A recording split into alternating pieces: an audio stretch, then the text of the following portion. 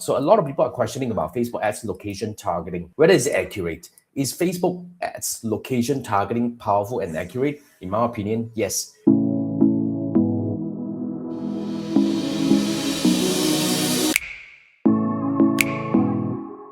We see when it comes to Facebook ads audience targeting, there are multiple ways of targeting the audience. So there are a few fundamental ones that you really need to understand. These are the basic ones that you can always count on it. First is the location. Second is the gender and age.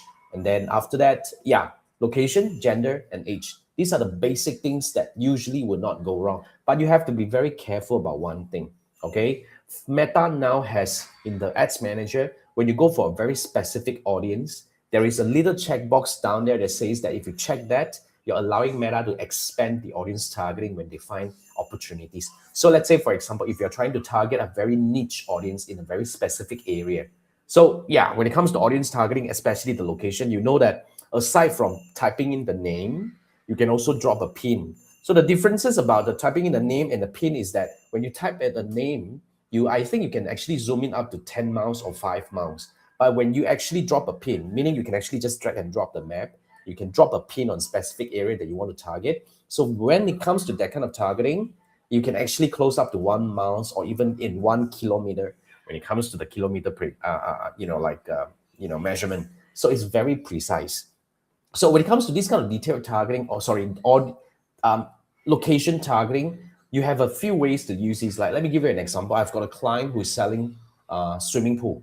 So when it comes to swimming pool in Malaysia itself, the place that we want to avoid is condominium areas, apartment areas, because they can't put a pool in their balcony, right? You need to have a landed property in order to put a pool. So you can actually use this location targeting to find places with very specific audiences that you're trying to target. So sometimes a lot of people believe in a lot of all these detailed targeting, but in my opinion, the location targeting is one of the best way for us to target. So even if you want to go in further, you can actually use exclusion.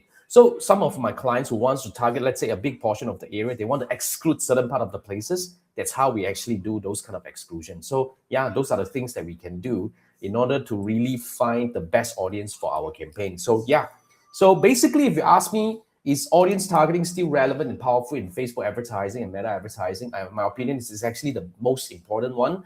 And in most cases, meta advertising is still the best the best advertising platform when it comes to digital marketing. So yeah, but having said that, right, when we do all these detailed targeting, audience targeting, gender targeting, age targeting, and all that, you need to kind of monitor the effectiveness. When you go on a very niche audience, you have to understand that your CPM is going to be higher. So naturally, your cost of advertising is going to be more expensive compared to the rest. And that's, one of the reasons why you may not be getting the kind of cost that you want. But then again, when you offset with, you observe that your quality is good, your sales is going good, then it's fine. So basically, you need to strike a balance. Sometimes in certain campaign, we will even recommend a client to go broader, because essentially that's how you can actually expand the audience and try to reach more people, especially when we have some underspending issue or the CPM is coming up too high, it's not going anywhere. So we have a lot of analytics works to do.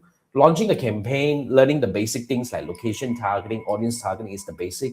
But the next thing I always recommend any meta advertisers who are serious, you need to start learning about analytics. So yeah, when it comes to analytics, the best way we do this together is to dive into the metrics together and unearth from your campaign. I don't want to recommend you any course right now because it's not relevant to you. Even if you learn this, you won't be able to apply it to your whatever campaign that you're running. So if you are interested to find out what's working and what's not working in your campaign, I recommend that you actually sign up for a one-on-one meta ad support by me. So this is a one-on-one Zoom call. You and I are going to come to the Zoom call, and then you're going to share a screen. We're going to do 3 things together, especially if you have a campaign that is running. First, we're going to line up the metrics that you need to track specifically for your campaign.